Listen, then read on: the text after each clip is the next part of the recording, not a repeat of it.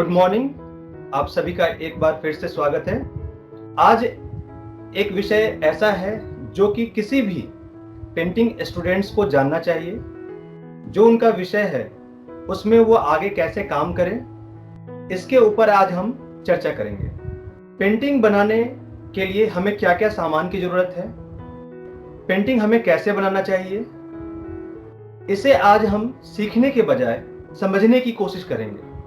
यानी कि पेंटिंग बनाने से पहले आपके पास किन किन चीज़ों का ज्ञान होना चाहिए, इसके ऊपर हम चर्चा करेंगे। सबसे पहले मैं एक उदाहरण देना चाहता हूँ। जब मैं अपने विद्यालय में बच्चों को सिखाता हूँ लाइट एंड शेड पेंटिंग्स, तो बच्चों के पास बहुत सारे ऐसे बच्चे होते हैं जिन्हें मटेरियल्स का पूरा ज्ञान नहीं होता है। यदि मैं उन्हें बोलता हूँ कि वाटर कलर से आपको पेंटिंग बनानी है, तो वाटर कलर से वो कुछ उनमें कंफ्यूजन क्रिएट होता है कि वाटर कलर आखिर है क्या। ऐसे बहुत सारे एग्जांपल्स हैं। जैसे लाइट एंड शेड के लिए जब हम पेंसिल्स यूज करते हैं, डिफरेंट टाइप्स ऑफ पेंसिल्स होते हैं, और लाइट एंड शेड बनाने के लिए, कोई स्टिल लाइफ बनाने के लिए उसे जब हम लाइट एंड शेड करते हैं, तो अधिकतर बच्चे सिर्फ HB पेंसिल यूज करते हैं, जो कि एक बेसिक पेंसिल है। बहुत सारे बच्चे ऐसे होते हैं जिन्हें 2B, 4B, 6B, 8B या F क्वालिटी के पेंसिल्स भी हैं, चारकोल पेंसिल्स भी हैं, तो इन सभी का ज्ञान नहीं होता है। यदि आपके पास इन सभी पेंसिल्स का ज्ञान हो, यानी आपको पता हो कि किस मीडियम का यूज, किस मटेरियल का यूज हम किस टेक्निक के साथ कर सकते हैं, तो आप देखेंगे कि आपको किसी भी प्रकार का जो आर्ट वर्क है, वो चाहे वो पेंटिंग ही क्यों ना हो, बहुत ही आसान लगेगा।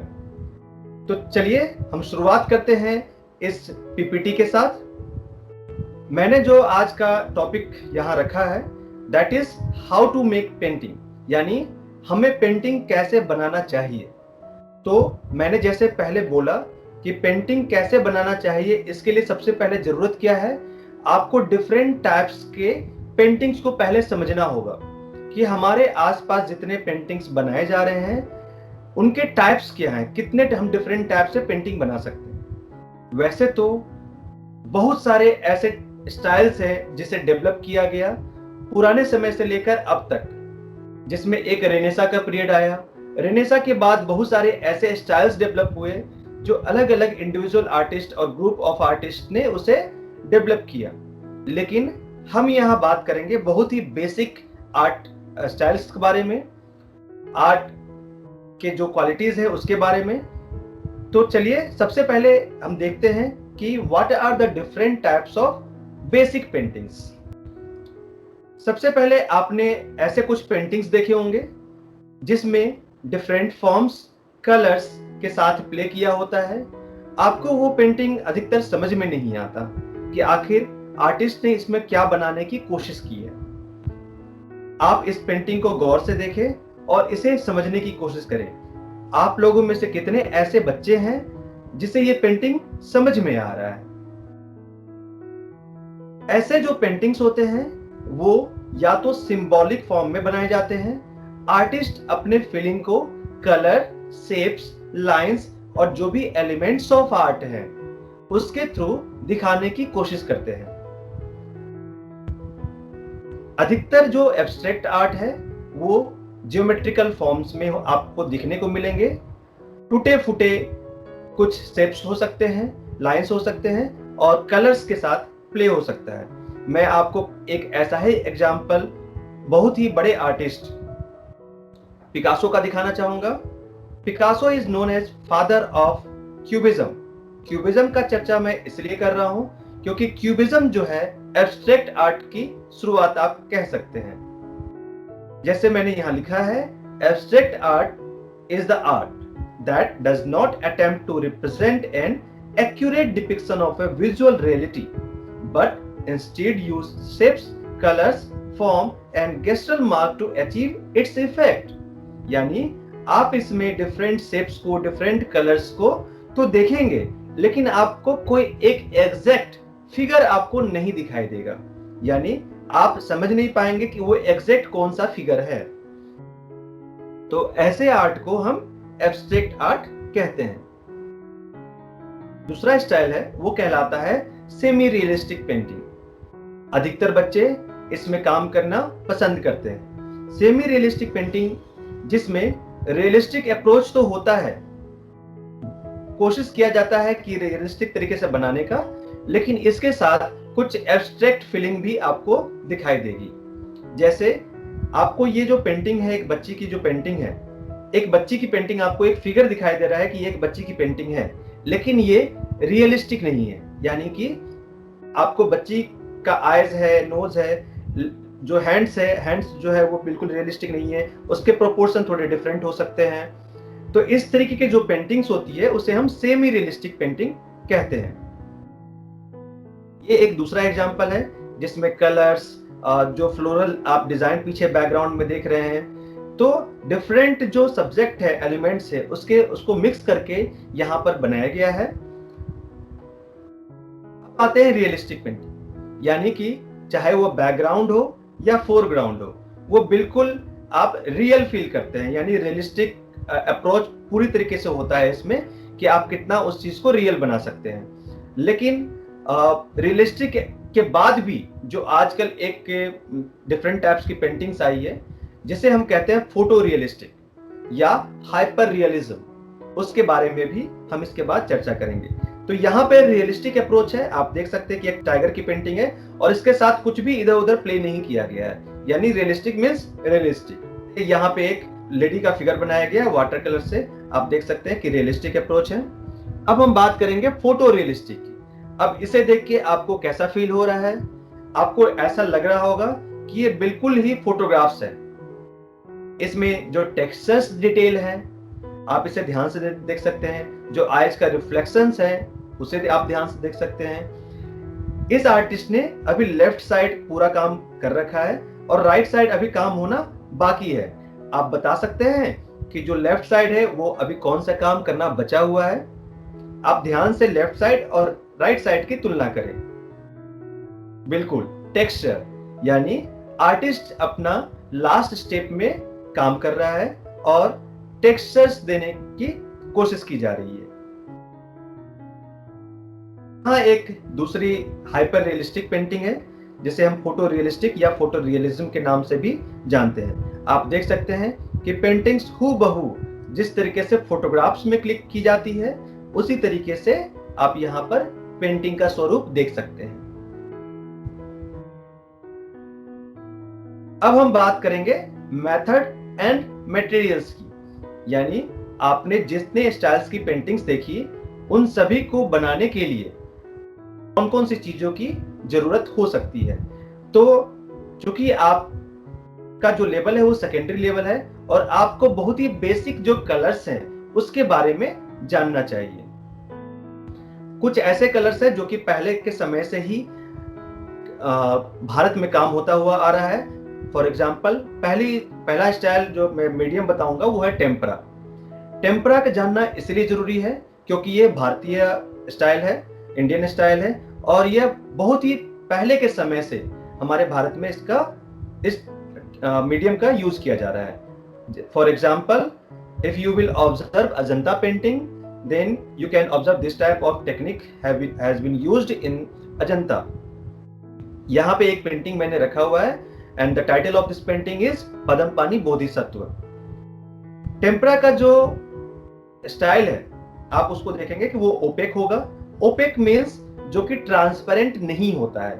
यदि आप एक कलर के ऊपर दूसरा कलर अप्लाई करते हैं तो जो बैकग्राउंड वाला कलर था, जिस कलर का यूज आपने पहले किया था, वो कलर आपको नहीं दिखाई देगा। That color will be covered by another color। तो कवर्ड हो जाता है, इसका मतलब वो ओपेक कलर है और उसमें ट्रांसपेरेंसी नहीं है। ऐसे कलर को हम ओपेक कलर कहते हैं। इसका जो मीडियम है, हमें किसी भी कलर के साथ उस कलर को अप्लाई करने के लिए कौन सा मीडियम यूज करते हैं, यानी उसको लिक्विड फॉर्म बनाने के लिए हम कौन सा मटेरियल यूज करते हैं, आपको ये भी जानना चाहिए। जैसे ऑयल पेंटिंग में जैसे नाम है ऑयल कलर, तो ऑयल कलर के लिए आपको ऑयल मिक्स करना पड़ेगा। यहाँ पे इसको ज्यादा टिकाऊ बनाने के लिए कि ये ज्यादा समय तक टिके रहे, इसमें हम ये जो एग यॉक है इसको हम मिक्स किया करते थे। नेक्स्ट पेंटिंग है ऑयल पेंटिंग, जो कि एक वेस्टर्न स्टाइल है। और इंडिया में राजा रवि वर्मा एक ऐसे आर्टिस्ट थे जिन्होंने ऑयल पेंटिंग के ऊपर बहुत सारे पेंटिंग्स बनाए। उनकी एक पेंटिंग मैं यहाँ पे आपको शो कर रहा हूँ, and the title of the painting is Hamsa Damayanti, जो कि राजा रवि वर्मा द्वारा बनाई गई है। इस कलर की जो खासियत है वो है कि यह ओपेक होता है, इसका मीडियम लिंसीड ऑयल होता है, और इसमें कभी कभी टर्पेंटाइन ऑयल भी हम यूज करते हैं डिफरेंट टेक्सचर्स यूज करने के लिए और ब्रश को वॉश करने के लिए।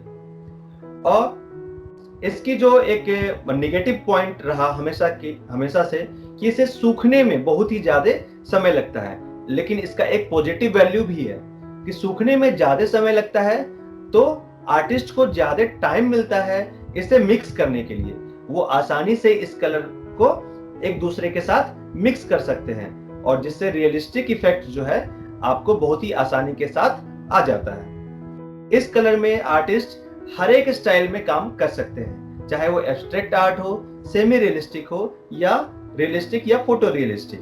इस ऑयल पेंटिंग टेक्निक से हम सभी तरीके का काम कर सकते हैं। Next is acrylic colour.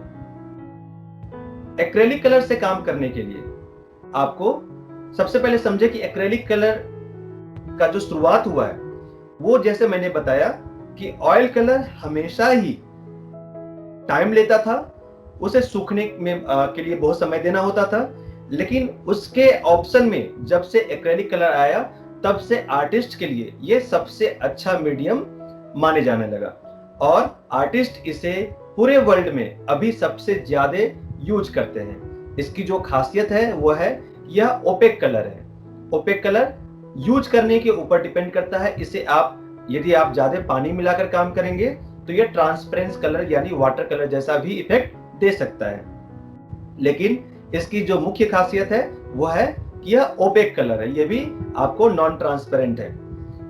सबसे जो जरूरी बात यह है कि इसका जो मीडियम था, यानी कि आप वाटर इसमें यूज करते हैं।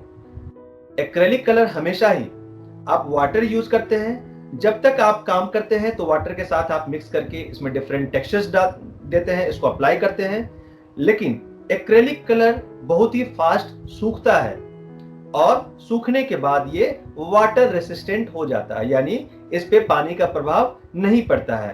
तो है ना ये मजेदार बात कि एक्रेलिक कलर यूज करने के लिए आपको पानी की जरूरत होती है, लेकिन सूखने के बाद पानी इस पे असर नहीं करता। पोस्टर कलर, जो कि स्टूडेंट्स के लिए एक फेवरेट कलर माना जाता है, तो पोस्टर कलर जनरली इन सभी चीजों को मैं आपको मटेरियल्स के वीडियो भी दिखाऊंगा, और इससे जो हम कैसे काम कर सकते हैं हम इसके ऊपर मैं एक छोटा सा डेमोन्स्ट्रेशन भी आपको दिखाऊंगा। तो पोस्टर कलर भी जो है वो ओपेक कलर होता है, और इसमें भी हम वाटर यूज करते हैं इसे यूज करने के लिए।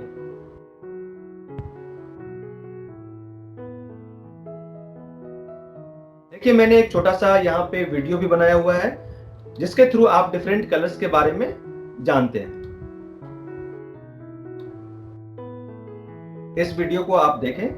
So different mediums of colours.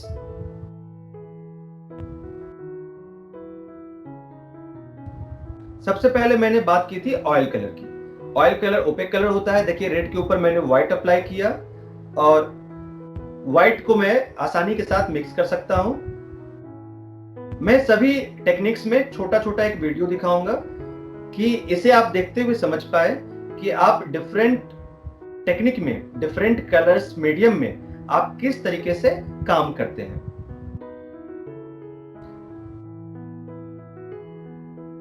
Oil colour में काम करने के लिए हॉग हेयर ब्रश और सेबल हेयर ब्रश का हम यूज करते हैं। सेबल हेयर ब्रश की जगह आजकल बहुत ही आर्टिफिशियल ब्रशेस हैं जो कि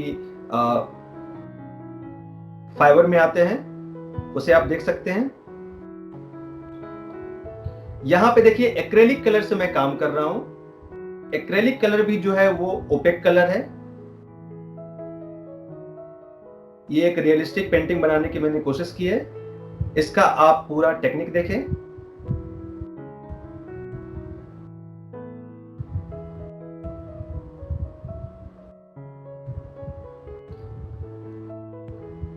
सबसे पहले मैंने बेस लगाया। बेस को मैं यहां अप्लाई कर रहा हूं और ये सबसे आसान और मुझे लगता है कि सबसे फेमस ये कलर्स टेक्निक है। यदि आप एक्रेलिक कलर टेक्निक में काम करते हैं तो आप धीरे धीरे जब इसको समझेंगे, इस कलर्स को, तो ये आपको काफी ज्यादा इंटरेस्टिंग लगेगा। इसमें आप चाहे जो मीन्स एब्स्ट्रैक्ट आर्ट से सुपर रियलिस्टिक यानी कि हाइपर रियलिज्म तक आप कोई भी पेंटिंग में काम कर सकते हैं।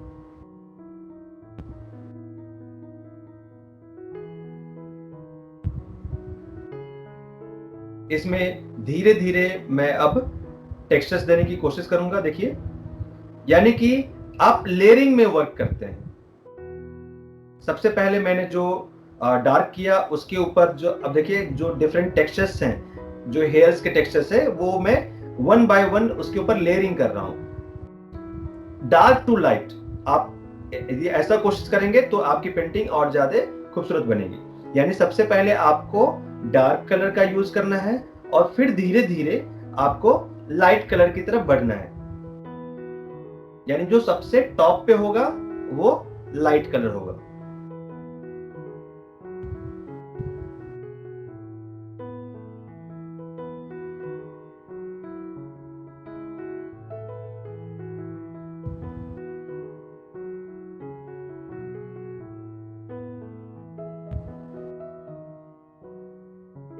यदि आपको ये वीडियो देखते वक्त आपके पास यदि ऐसा कोई भी क्वेश्चंस आता है तो आप अपने क्वेश्चंस को नीचे दिए गए नंबर से पूछ सकते हैं।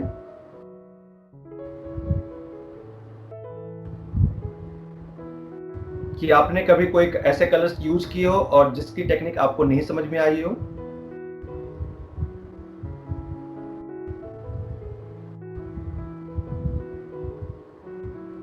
देखिए धीरे धीरे मैं इस पे कैसे टेक्सचर्स अप्लाई कर रहा हूं।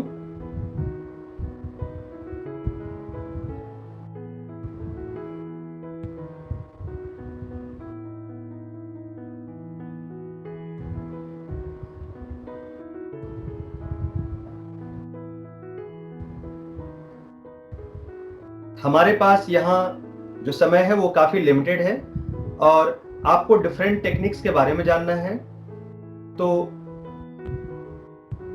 इन सभी को मैं बहुत ही फास्ट करके आपको दिखाने की कोशिश कर रहा हूं कि मैं कैसे डिफरेंट कलर्स को अप्लाई कर रहा हूं। देखिए इस तरीके से ये बिल्कुल ओपेक है। मैं व्हाइट कलर अप्लाई कर रहा हूं सबसे ऊपर से और वो जो ब्लैक कलर को बिल्कुल कवर कर दे रहा है।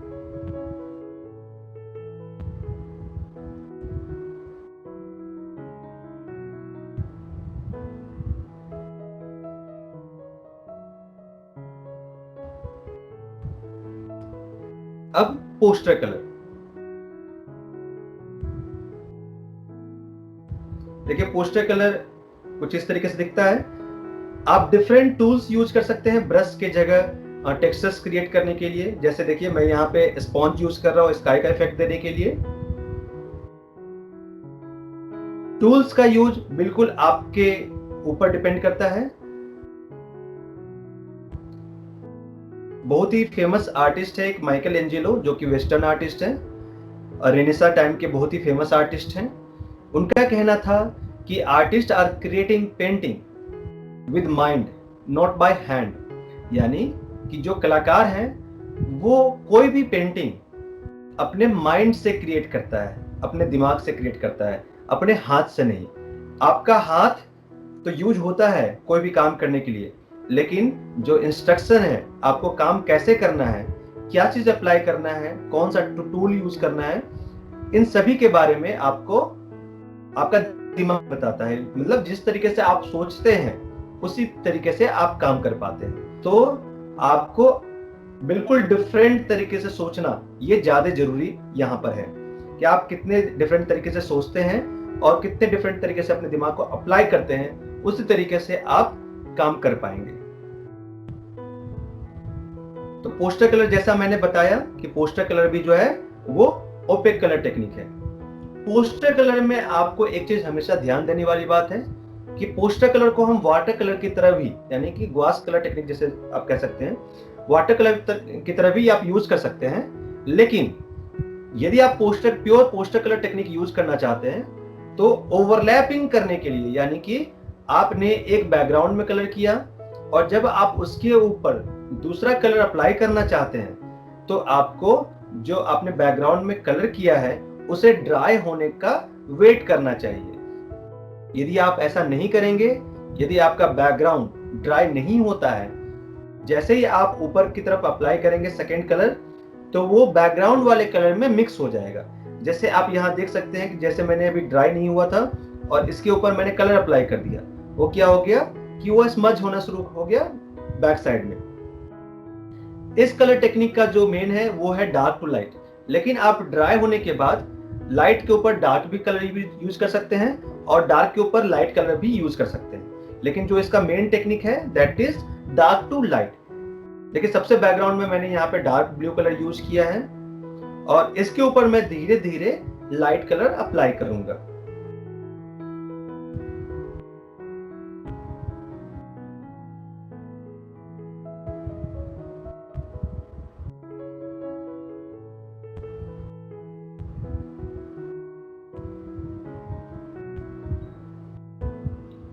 आप इस पेंटिंग को गौर से देखें किस तरीके से मैं जो थिक कलर है यानी पोस्टर कलर को मैं पानी कम मिला रहा हूं और थिक कलर मैं यूज करता हूं। यदि आप वाटर कलर टेक्निक की तरह यूज करते हो, वाटर कलर एक डिफरेंट टेक्निक है जो कि आप अभी नेक्स्ट में देखेंगे। उसमें हम पानी ज्यादा मिक्स करते हैं, जबकि पोस्टर कलर में पानी को आपको कम से कम यूज करना है। इतना ही आप पानी यूज करें जितने में आपका ब्रश जो है वो फ्लो के साथ चले। यदि आप पानी कम यूज करते हैं और तब भी पेंटिंग बनाते हैं, that technique is known as dry technique, यानी ड्राई ब्रश टेक्निक से आप भी पेंटिंग बना सकते हैं, जिसमें जो है पानी हम बहुत ही कम यूज करते हैं और सिर्फ कलर्स का इस्तेमाल करते हैं। आपको ब्रश के उसके जो स्ट्रोक्स हैं उसके साथ आपको काम करना होता है। ड्राई ब्रश टेक्निक ये आप एक डिफरेंट टेक्निक है जिसे आप नोट कर सकते हैं और इसके ऊपर आप रिसर्च कर सकते हैं, प्रैक्टिस कर सकते हैं।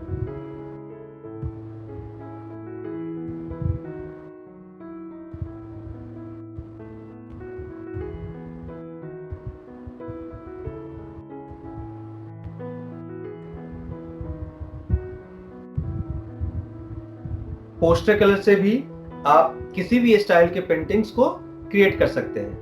रियलिस्टिक, हाइपर रियलिस्टिक, आप किसी भी टाइप की पेंटिंग बना सकते हैं। मैं जो ये पेंटिंग बना रहा हूँ ये एक बेसिक कॉन्सेप्ट है, उसके साथ में बना रहा हूँ कि आप कैसे पोस्टर कलर को आप अपने लेवल पे यूज कर सकते हैं।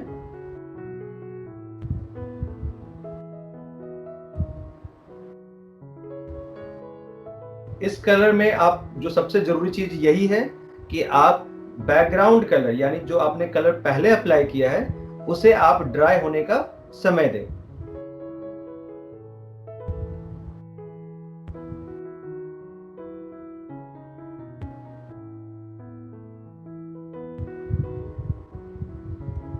इस ब्रश को हम फैन ब्रश बोलते हैं। सभी ब्रश के बारे में अभी हम आपको बताएंगे।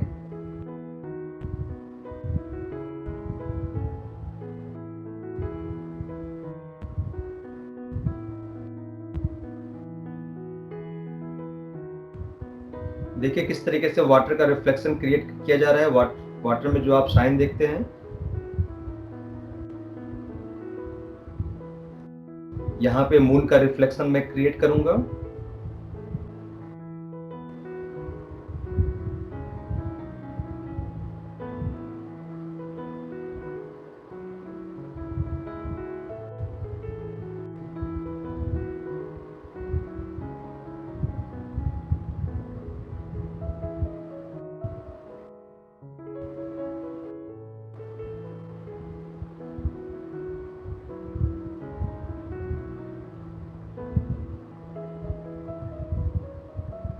कोई भी पेंटिंग बनाने से पहले आप उस व्यू को ऑब्जर्व जरूर करें कि ऑब्जर्वेशन जो है आपको सबसे अच्छा गाइड करता है कि आपको पेंटिंग बनानी कैसे है।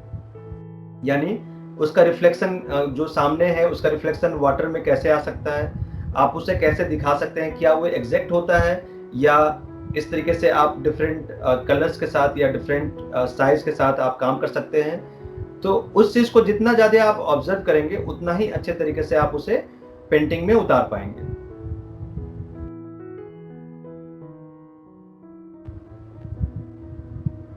देखिए इस तरीके से ये पेंटिंग आपका कंप्लीट हो गया।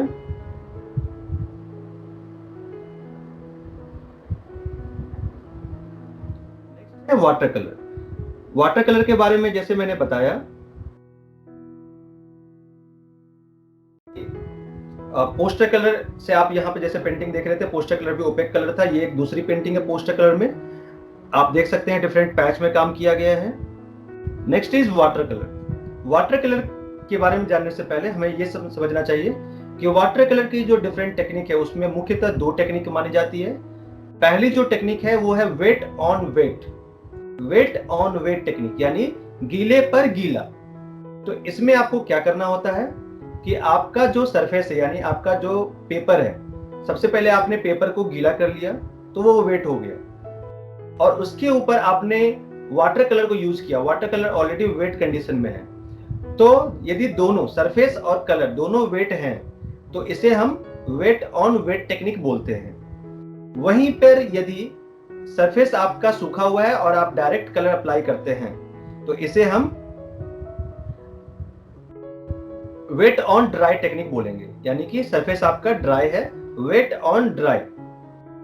इस सभी टेक्निक को समझते हुए हम आगे समझते हैं कि इसकी जो खासियत है वो है ट्रांसपेरेंसी। यानी इसमें जो आप बैकग्राउंड पे जो कलर, मान लीजिए बैकग्राउंड में आपने ब्लू कलर यूज किया और उसके ऊपर यदि आप येलो कलर यूज करने जाएं पानी को मिक्स करते हुए, तो आप देखेंगे कि वहां थोड़ा सा ग्रीन का इफेक्ट आ जाएगा।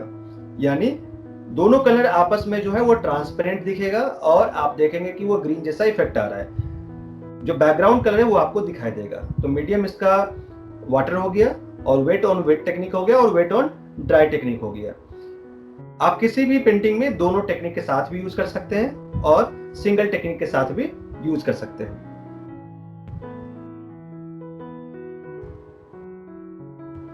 देखिए ये वाटर कलर में एक डिफरेंट कलर है जिसे हम फोटो कलर के नाम से जानते हैं। अभी मैंने क्या किया, पहले वाटर इसके ऊपर लगाया है और जैसे ही मैं इसके ऊपर कलर लगा रहा हूं वो एक्सपेंड हो जा रहा है, तो इसे हम बोलते हैं वेट ऑन वेट टेक्निक। अभी जो मैं काम कर रहा हूं ये वेट ऑन ड्राई टेक्निक है, यानी मैंने पेज पे कलर नहीं लगाया क्योंकि मुझे थोड़ा सा फिनिशिंग के साथ काम करना है। नीचे देखिए वाटर में मैं कैसे काम कर रहा हूं, wet on wet technique. Wet on dry technique में आपको बैकग्राउंड को ड्राई होना जरूरी है। जैसे देखिए अभी मैं फिनिशिंग कर रहा हूं, यदि वो ड्राई नहीं होगा, वाटर का अप्रोच जहां तक होगा वहां तक वो एक्सपेंड कर जाएगा, स्प्रेड करेगा, फैल जाएगा। यदि आपको लाइनिंग वर्क करना है, कुछ पैच वर्क करने हैं, तो आपको बैकग्राउंड को ड्राई होने का वक्त देना चाहिए।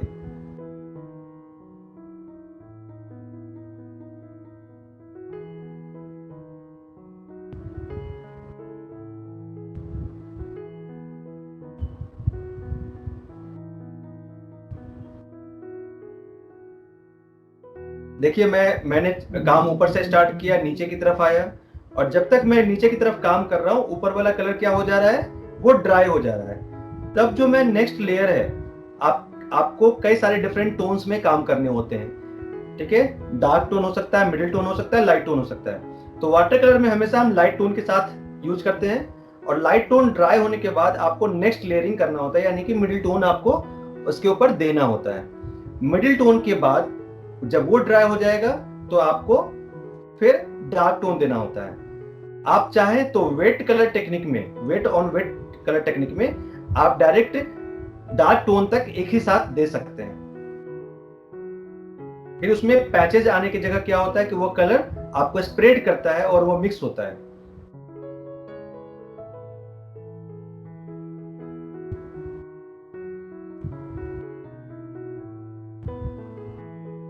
इसमें मैं थोड़ा सा एक्सपेरिमेंट किया हूं, कहीं कहीं मैंने पोस्टर कलर का यूज किया है। देखिए जैसे मैं अभी पोस्टर कलर यूज कर रहा हूं,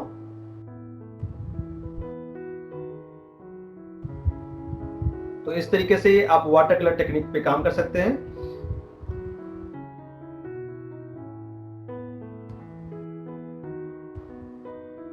अब आते हैं मटेरियल्स के ऊपर। अभी तक आपने जो देखा डिफरेंट मीडियम्स में हम कैसे काम करते हैं इसके ऊपर, और आपको जो अधिकतर काम करना होता है वो है स्टिल लाइफ यानी ऑब्जेक्ट ड्राइंग का, और ह्यूमन कॉम्पोजिशन यानी कोई भी जो डेली लाइफ से रिलेटेड जो भी व्यू है उसे आपको ड्रॉ करना होता है। तो इन सभी चीजों को ध्यान में रखते हुए आपको आप ये सारे सभी काम कर सकते हैं, लेकिन उस काम को करने के लिए आपको मटेरियल्स का ज्ञान होना बहुत जरूरी है। आपके सामने एक इमेज है जिसमें आप डिफरेंट टाइप्स के ब्रश को देख रहे हैं। आप ये बताएं, आप ये सोचें कि आपने कितने डिफरेंट टाइप्स के ब्रश को देखा है या उसे यूज किया है। देखिए जो सबसे पहला ब्रश है वो राउंड ब्रश है, जिसका टिप जो है वो पॉइंटेड है और वो मोटा है। तो इस तरीके से आप राउंड ब्रश लगभग सभी बच्चे यूज करते हैं। Flat brush, bright brush, filbert brush. Filbert का देखिए थोड़ा थोड़ा क्या होता है, ऊपर का जो टॉप एंगल है वो राउंड हो जाता है, कर्व हो जाता है। फ्लैट में, ब्राइट में और फिल्बर्ट में आप धीरे धीरे जो कर्व लाइन है वो देख सकते हैं कि कुछ ज्यादा हो जा रहा है। वहीं पे फैन ब्रश है जो कि मैंने अभी आपको यूज करके दिखाया एक ड्राइंग, एक पेंटिंग में। फैन ब्रश जो कि वो काफी एक्सपेंड है, उसका जो विड्थ है वो ज्यादा होता है आगे की तरफ, इसलिए इसे हम फैन ब्रश बोलते हैं। पंखे की तरह होता है बिल्कुल, जो हैंड फैन होता है, और इससे हम डिफरेंट टाइप्स के टेक्सचर्स अप्लाई कर सकते हैं। नेक्स्ट है एंगल ब्रश, जिसका जो आप हेयर देख सकते हैं एक डिफरेंट एंगल में कटा हुआ है। तो इन एंगल्स, ऐसे एंगल्स के साथ आपको बहुत सारे ब्रशेस है डिफरेंट हेयर्स में, आप मार्केट में आपको मिल सकता है। नेक्स्ट है मॉप ब्रश। मॉप ब्रश क्या होता है कि मॉप ब्रश बिल्कुल सर्कुलर, ठीक है, यदि आप उसे जब टॉप से देखेंगे तो वो बिल्कुल सर्कुलर होता है, और इसे जनरली हम बिल्कुल राउंड कलर बना सकते हैं, राउंड कलर का इफेक्ट दे सकते हैं। और जो सबसे लास्ट है वो दैट इज रिगर। रिगर में काफी पॉइंटेड और काफी पतला लंबा होता है, जिससे यदि आपको कोई फाइन वर्क करना है, काफी पतले पतले वर्क करने हैं, तो उस केस में रिगर ब्रश जो है वो काम आता है। सभी ब्रश जो है आपको थिन से लेकर थिक यानी डिफरेंट विड्थ में और डिफरेंट सरकमफ्रेंस में आपको मिलता है, और ये सभी डिफरेंट नंबर से जाने जाते हैं। जिसका नंबर जितना कम होगा वो उतना ज्यादा पतला होगा, उतना ज्यादा थिन होगा, और जैसे जैसे उसका नंबर बढ़ता जाता है उसका विड्थ जो है वो भी बढ़ता जाएगा। नेक्स्ट आता है कलर्स। कलर्स जैसे अभी आपने जाना कि oil colour, acrylic colour, poster colour और वाटर कलर, ये सभी चार जो कलर्स है वो काफी बेसिक्स कलर है जिसका यूज सबसे ज्यादा होता है। और इन सभी कलर्स को आप समझने के लिए मैं आपको ले चलता हूं एक अन्य वीडियो पे।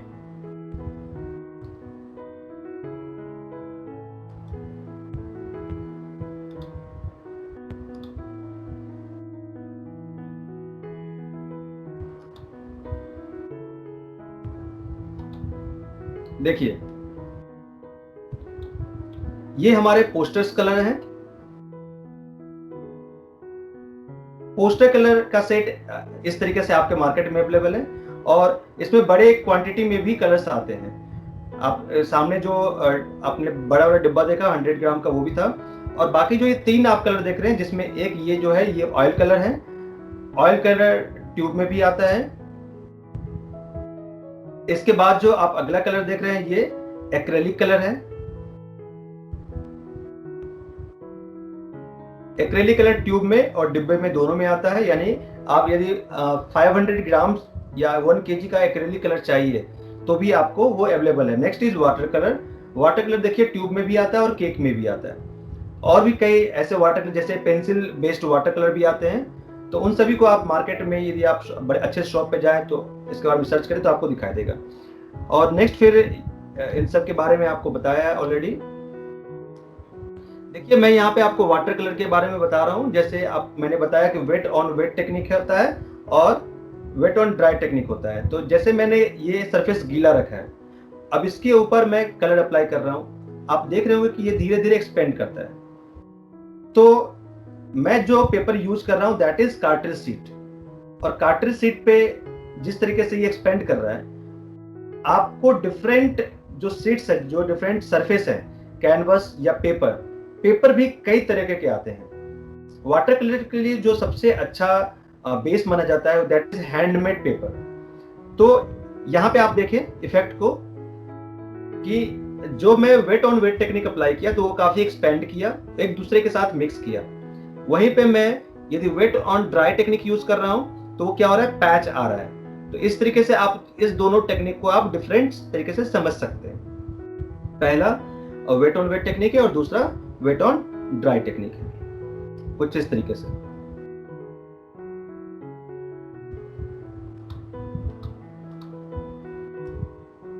नेक्स्ट, तो इन सभी कलर्स के बारे में आपने जाना, और सबसे जरूरी चीज है, देखिए कलर्स के साथ सरफेस का होना, मैच करना बहुत जरूरी है। यानी आप ऑयल पेंट यूज कर रहे हैं तो ऑयल पेंट के लिए आप क्या कार्ट्रिज शीट यूज करेंगे, अपना जो नॉर्मल ड्राइंग फाइल है आप उसका पेपर यूज करेंगे? बिल्कुल नहीं। ऑयल कलर के लिए कैनवस या वॉल, जो उसके लिए उपयुक्त सरफेस है उसी का यूज होना वहां पे ज्यादा जरूरी है। आप अपने कार्ट्रिज शीट को पे पोस्टर कलर या वाटर कलर अप्लाई कर सकते हैं, लेकिन वाटर कलर के लिए जो सबसे अच्छा पेपर माना जाएगा that is handmade paper. Handmade का जो मतलब है वो होता है कि हाथ से बना हुआ। तो उस तरीके से देखिए, आपको यहाँ पे जो हैंडमेड पेपर का मैंने एक छोटा सा एग्जांपल दिखाया है कि इस पे आप डिफरेंट टाइप्स के टेक्सचर्स देख सकते हैं। डिफरेंट टेक्सचर्स के साथ हैंडमेड पेपर मार्केट में अवेलेबल है, जिससे आपकी पेंटिंग्स को एक अलग लेवल तक पहुंचाया जा सकता है। आप इस पे डिफरेंट टेक्सचर्स के साथ प्रैक्टिस करें। पहला जो इमेज देख रहे हैं दैट इज ईजल। ईजल के ऊपर रखकर एक कैनवस को रख के ऊपर काम किया जाता है। तो ये कैनवस है और पेपर है। डिफरेंट टाइप्स के कैनवस के ग्रेन्स भी आते हैं, अलग अलग क्वालिटी के कैनवस भी आते हैं और अलग अलग क्वालिटी के पेपर भी आते हैं। तो इन सभी पेपर को समझते हुए यदि आप काम करेंगे तो काफी आसानी होगी। नेक्स्ट है टेक्सचर टूल। ब्रश के अलावा, जैसे अभी एग्जांपल के लिए मैंने एक पेंटिंग में आपको दिखाया कि मैं फोम यूज कर रहा था, स्पॉन्ज। ठीक उसी तरीके से डिफरेंट टेक्सचर टूल्स, जैसे ये नाइफ है, तो ये अलग अलग नंबर्स के आप नाइफ देख सकते हैं जिसके अलग अलग नाम है एक अल्फाबेट के साथ, और ये अलग अलग तरीके से यूज कर सकते हैं। जैसे क्ले बनाने के लिए भी अलग अलग टूल्स हम यूज करते हैं, स्कल्पचर बनाने के लिए। ठीक उस तरीके से पेंटिंग को में डिफरेंट टेक्सचर्स क्रिएट करने के लिए भी आप इस तरीके का टूल्स यूज कर सकते हैं। This tools are known as knife.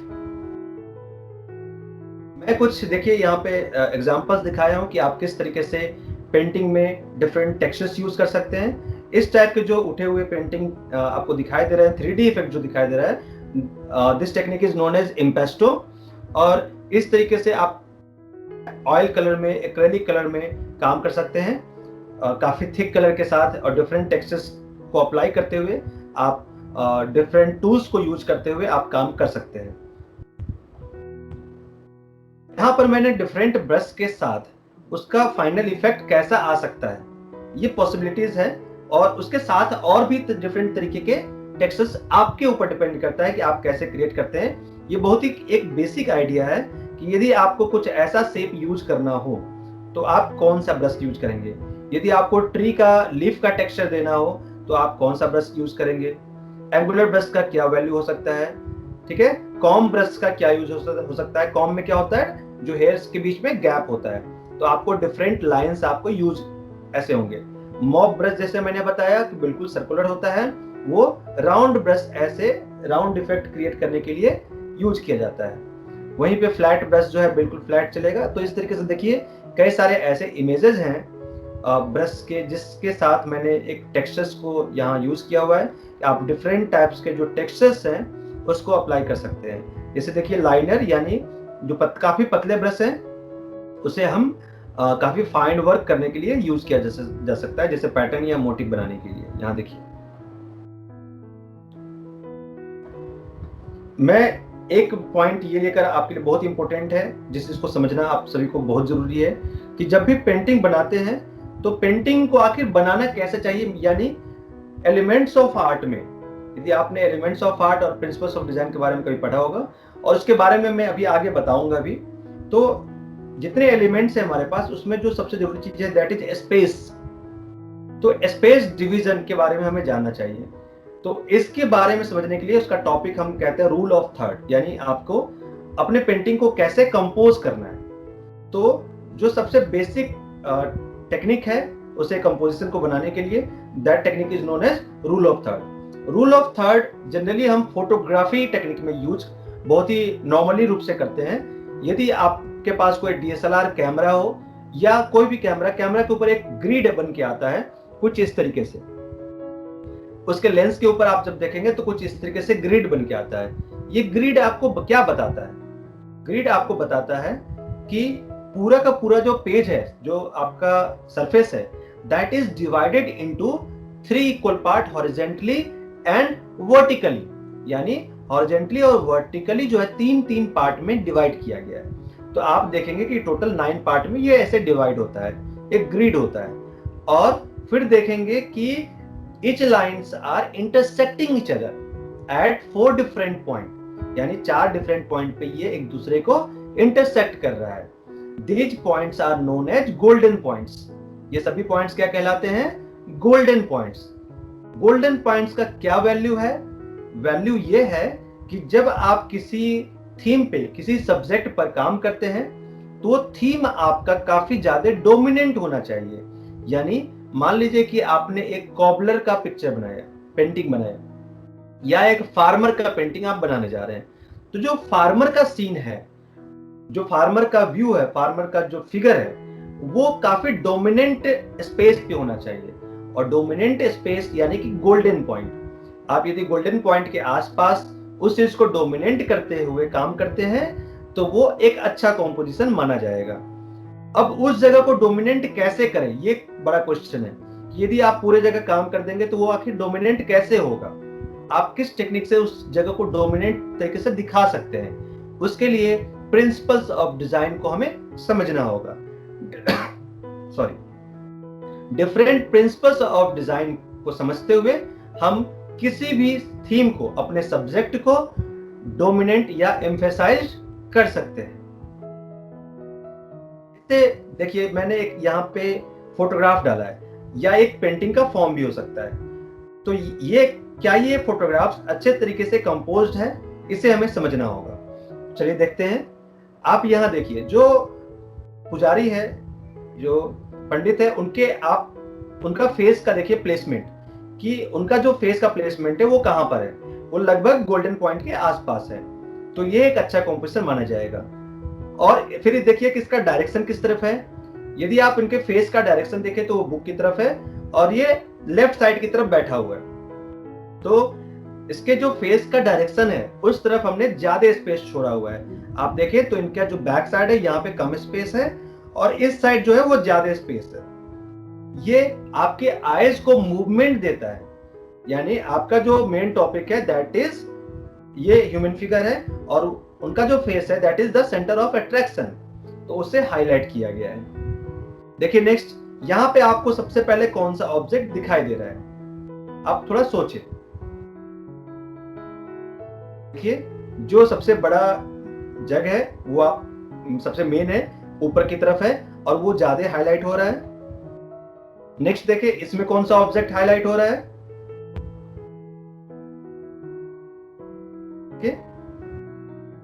जो टी पॉट है वो आपको ज्यादा हाईलाइट हो रहा है।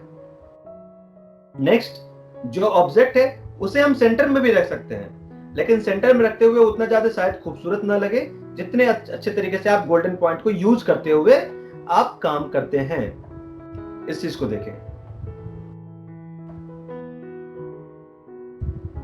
और ये फोटोग्राफी में बिल्कुल 100% आप यूज कर सकते हैं। और यदि फोटोग्राफी का कॉम्पोजिशन उस तरीके से हो सकता है तो ठीक बिल्कुल पेंटिंग का भी कॉम्पोजिशन आपको उसी तरीके से ट्राई करना चाहिए ताकि वो अच्छे तरीके से कंपोज्ड हो। देखिए, एक एब्स्ट्रैक्ट पेंटिंग है जो कि मैंने बिना गोल्डन पॉइंट के बनाया है। अब आप समझ सकते हैं कि आपको सबसे ज्यादा जो अट्रैक्टिव पॉइंट है वो आपको कौन सा नजर आ रहा है। आप उस पॉइंट को हाईलाइट करते हुए बाकी जो अन्य प्लेस है उस पे भी आपका आइज का डायरेक्शन मूवमेंट होना चाहिए। यानी ऐसा नहीं हो कि एक स्पेस पे आपका जगह ही नहीं जाए, मीन्स नजर नहीं जाए। तो आपको सेंटर ऑफ अट्रैक्शन पे पहला नजर जाना चाहिए, जो आपका मेन थीम है वहां पे पहला नजर जाना चाहिए, और फिर धीरे धीरे पूरे स्पेस पे आपका आइज मूव करना चाहिए। यहां देखिए, यहां देखिए,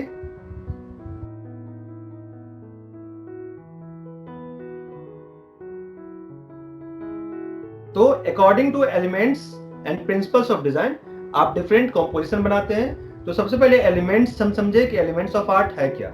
आप किसी भी कॉम्पोजिशन को बनाने के लिए आप क्या क्या चीजें को यूज करते हैं। तो जिन जिन चीजों का आप यूज करते हैं पहले आप देखें कि यूज क्या करते हैं, यानी आपका हैंड क्या ड्रॉ करता है, कैसे ड्रॉ करता है, हम इसकी बात बाद में करेंगे। तो आपका हैंड जो है क्या ड्रॉ करता है किसी कॉम्पोजिशन को बनाने के लिए। आप बिल्कुल लाइन ड्रॉ कर सकते हैं। So line is the first element. आप सबसे पहले एक लाइन ड्रॉ किए। इन केस आपने लाइन को क्लोज कर दिया ड्रॉ करके, so that figure is known as shape. और शेप जो है वो 2 डायमेंशनल होगा। फॉर एग्जाम्पल आप यहाँ पे स्क्वायर को देख पा रहे हैं। स्क्वायर, ट्रायंगल, रेक्टेंगल, सर्कल, ये सभी क्या है, शेप्स हैं। और एक क्लोज्ड फिगर है 2 डायमेंशनल, इन सभी को आप शेप कहते हैं। तो आप डिफरेंट शेप्स यूज करते हैं। अब यदि उस शेप में हम 3rd डायमेंशन को ऐड कर दें तो that figure is known as form. तो फॉर्म को आप देखिए कि 3D आप देख सकते हैं और वो डिफरेंट डायरेक्शन से आप देख सकते हैं उसको, that is 3D and form. तो ये आपका 3rd एलिमेंट्स हो गया। अब ये जो स्क्वायर है या क्यूब है, ये क्यूब जो है आखिर कौन सा ऑब्जेक्ट है, आप इसको कैसे पहचानेंगे।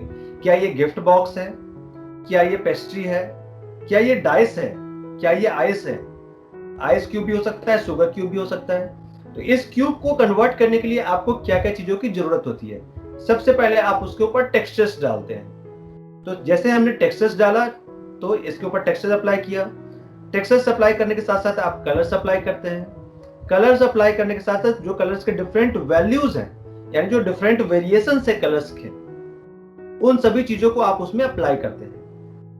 और फाइनली आप स्पेस को यूज करते हैं, पूरे स्पेस को यूटिलाइज करते हुए आप काम करते हैं। Then according to this you have 7 different types of element: line, shape, form, texture, colours, value and space. अब इन सभी चीजों को आपको कैसे यूटिलाइज करना है, जैसे मैंने पहले भी बताया कि माइकल एंजेलो ने क्या कहा था कि आप अपने दिमाग से पेंटिंग बनाते हैं, हाथ से नहीं। आपका हाथ ये तो ड्रॉ कर सकता है, लेकिन आप अपने पेंटिंग को कैसे डोमिनेंट तरीके से दिखाएंगे, कैसे एम्फेसाइज करेंगे, that will tell you in the principles of design. According to principle of design you can do that. So देखिए, ये सभी प्रिंसिपल्स ऑफ डिजाइन है कि आप कैसे किसी डिफरेंट चीज को आप कंपोज करते हैं।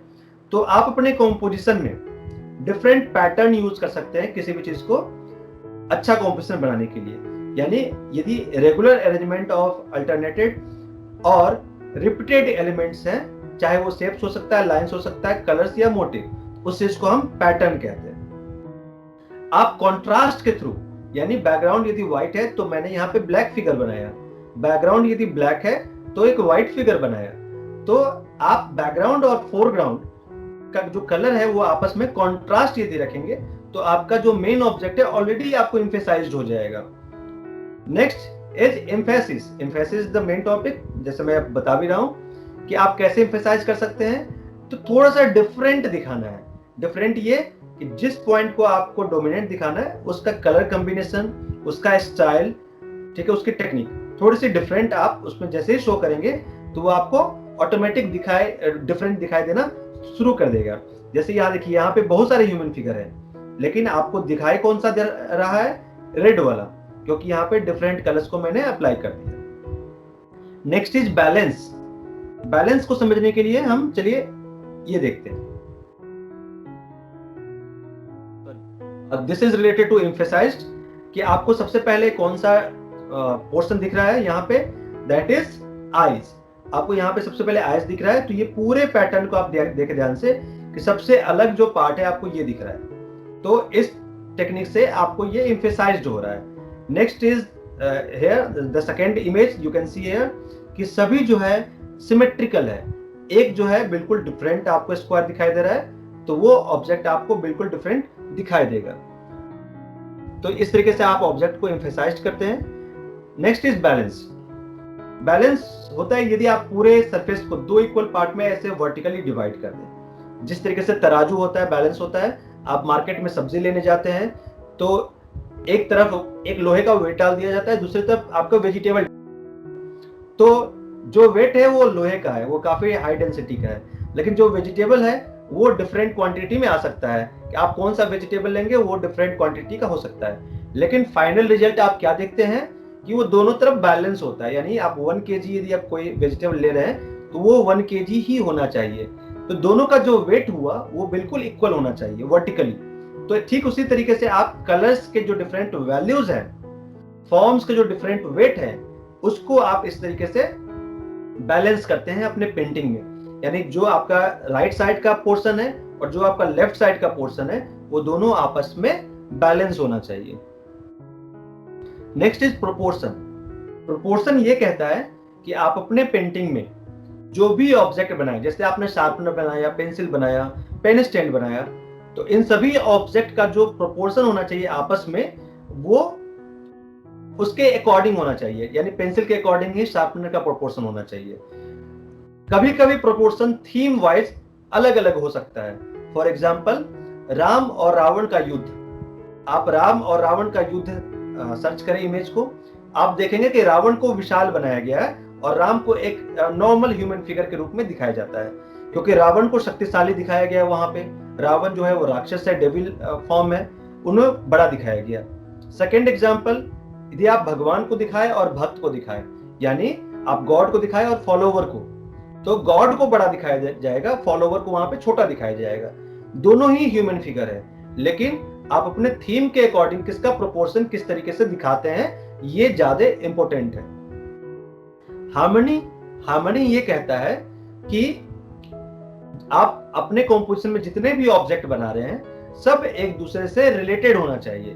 फॉर एग्जाम्पल यदि आप विलेज का सीन बनाते हैं तो उसमें सभी कुछ विलेज से ही रिलेटेड होना चाहिए। विलेज में यदि आप 10 स्टोरी बिल्डिंग बना देंगे तो वो विलेज का पार्ट नहीं लगेगा।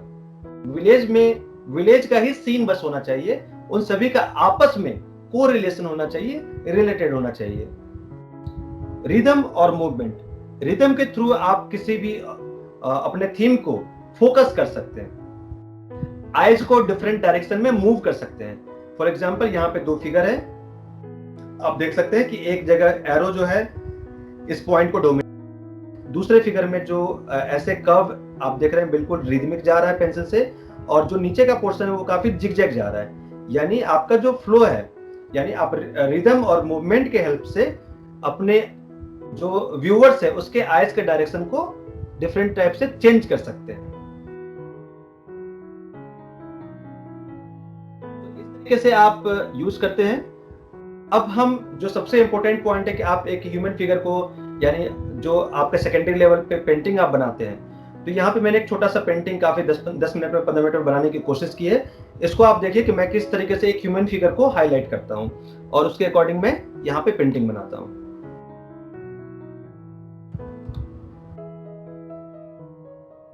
सबसे पहले देखिए कि मैंने 3 पार्ट में डिवाइड किया और बिल्कुल गोल्डन पॉइंट के पास ही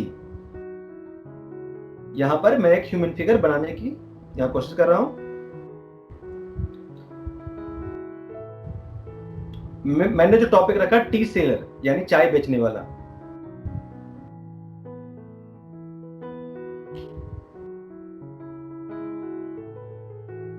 ये पेंटिंग पूरी तरीके से फिनिशिंग नहीं है, लेकिन हाँ आपको एक आइडिया दे सकता है कि आप किस तरीके से अपने पेंटिंग कॉम्पोजिशन पे काम कर सकते हैं।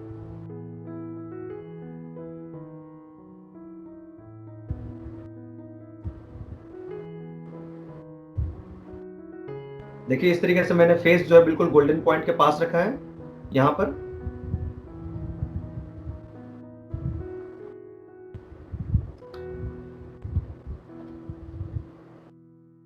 सबसे पहले वाटर कलर से मैं इसमें काम कर रहा हूं, तो सबसे लाइट कलर मैंने अप्लाई किया।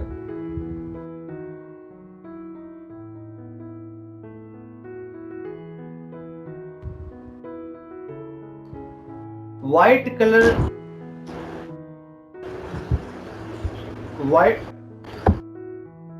व्हाइट कलर का जो स्पेस है उसे भी आपको छोड़ने आना चाहिए, यानी वाटर कलर में व्हाइट कलर का यूज नहीं होता। तो व्हाइट कलर जो है आपके जो पेज का कलर है वही आपका व्हाइट कलर है। तो आप ये कोशिश करें कि व्हाइट कलर आपको जहां पे छोड़ना है वहां पे कलर आपका नहीं जाए। जहां भी आपको व्हाइट कलर अप्लाई करना है बिल्कुल आप व्हाइट कलर वही रहने दें, पेज को ही रहने दें।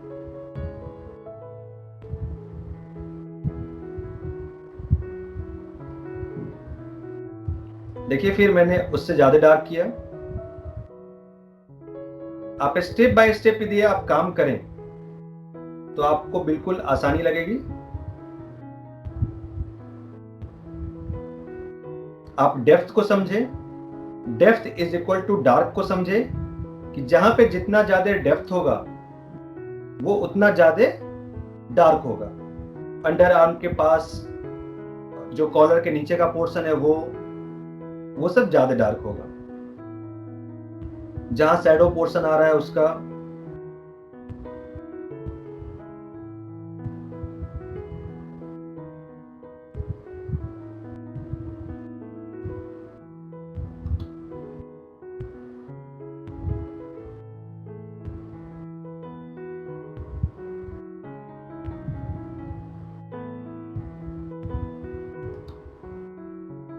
देखिए धीरे धीरे मैंने क्या किया, यहाँ पे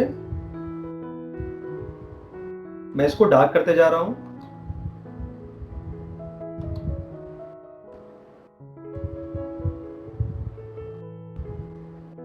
आप थोड़ा सा स्प्रेड टेक्निक भी यूज कर सकते हैं। स्प्रेड टेक्निक इसमें कैसे हो सकता है कि जहां पे डार्क है आपने वहां डार्क कलर अप्लाई किया और फिर उसको बस पानी से फैलाएं, उसको स्प्रेड करें। जिधर की तरफ लाइट स्पेस है उस तरफ आप उसको ले जा सकते हैं।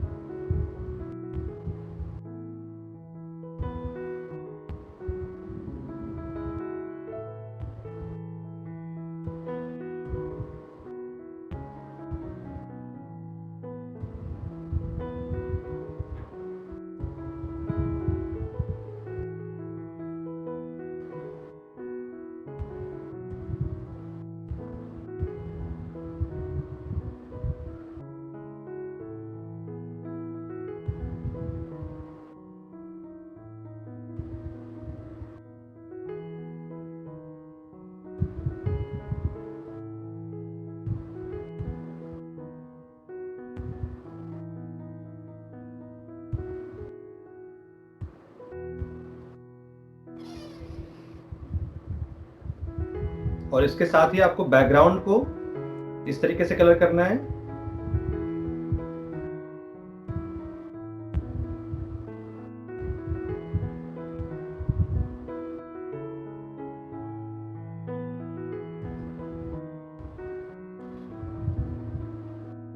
ये काफी अनफिनिश्ड है। बस ये कोशिश है कि आपको बताने की जो आपका मेन फिगर है उसका फेस आप देखें कहाँ है और कौन सा ऐसा ऑब्जेक्ट है जो कि डोमिनेंट हो रहा है। आप इसमें देख सकते हैं कि जो एलिमेंट्स मैंने बनाए हैं, चाहे बनते हुए दिखाया है या मग है, जो भी कुछ है वो एक दूसरे से रिलेटेड है। I hope that you like my video. Please subscribe my channel and click on bell icon to get notification of my each video. Thank you.